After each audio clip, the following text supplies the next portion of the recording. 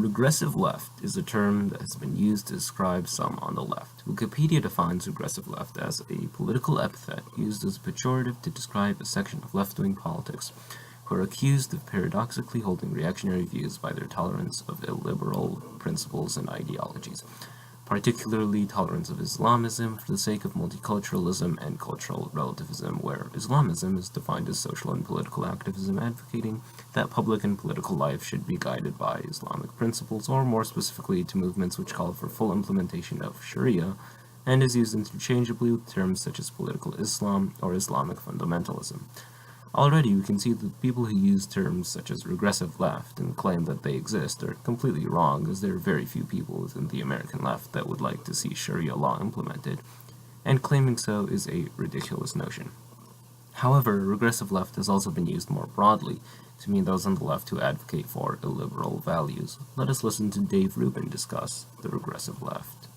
If you're only now getting up to speed on what the regressive left is, allow me to recap quickly. The regressive, control, illiberal left, whatever you want to call it, is a group of people who place identity, usually based on immutable characteristics, in a pecking order of social importance, such as race, gender, and religion, where victimhood is the highest virtue to be had. This oppression Olympics allows groups to compete for who is the most oppressed, thus the most virtuous. And if someone isn't as oppressed as you, then you have full authority to oppress them accordingly.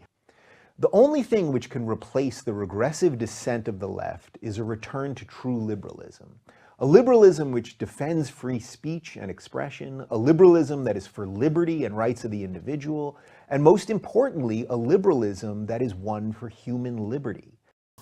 So, to recap, Dave Rubin believes that the regressive left are those who focus on the identity of an individual, such as their race, gender, or religion, and also have a victimhood mentality that makes them feel that certain groups are oppressed and therefore virtuous.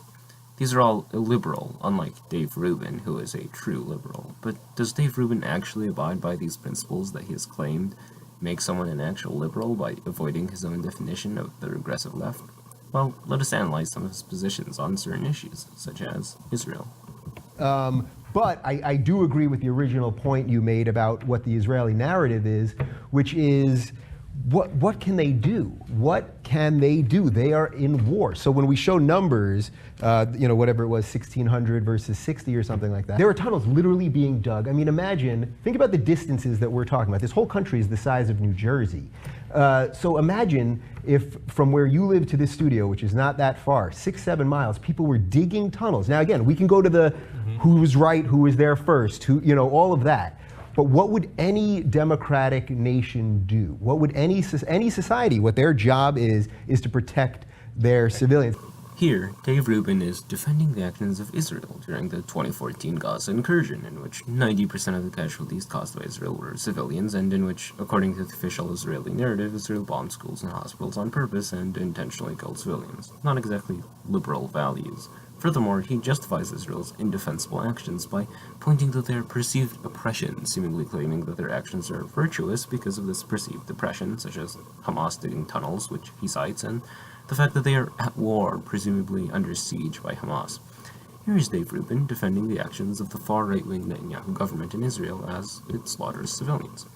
What is also important to note is that many supporters of Israel on the left, including Dave Rubin himself, constantly bring up the fact that Israel is a Jewish state, in accordance with Dave Rubin's definition of the regressive left is overly focused on immutable characteristics such as race or religion. Furthermore, the entire justification for Israel is an oppression Olympics, as Dave Rubin himself says, and that it is justified because of Hitler's actions.